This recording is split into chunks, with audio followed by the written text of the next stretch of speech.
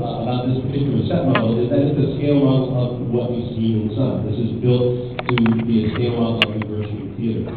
It was all scaled down slightly before we went to the current theater in San Francisco, but originally designed, we knew we were coming in here. What you see across the back, the right side here, there are 72 line sets in the Gershwin theater. A line set consists of a 100-foot pole that goes all the way across the top of the stage. And on that pole, you'll see a list over here of the various things that are on the pole. Some of them are holding electric, some of them are holding speakers, many of them are holding set pieces that come in and out.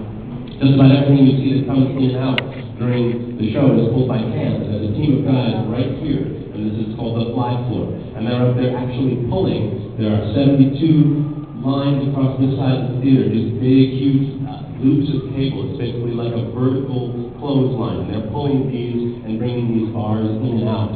And each time they do that, of course, they're very careful about how they bring it in and the speed with which they bring it in and all that sort of thing. The show is so tightly hung, there's so much over our head that a lot of that has to be taken away at intermission. So while they bring in the main rag at intermission while you're out here getting your coffee, and these guys are shifting all of these props and bringing in the second act draperies and things like that. They have a lot of work to do even at intermission.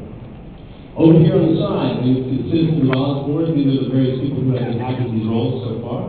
The top row is the original Broadway cast, then you see the original Chicago cast, and below that, the original First National Tour cast, and then all of the people who have come through since then. And finally, you'll see there's a letter over there from Gregory McGuire, our novelist. And Gregory is a really neat guy. For those of you who have read the novel, you know he has a very specific way of writing. He wrote to us in San Francisco about how lonely it can be to be a novelist, and how he wrote this by himself in a room.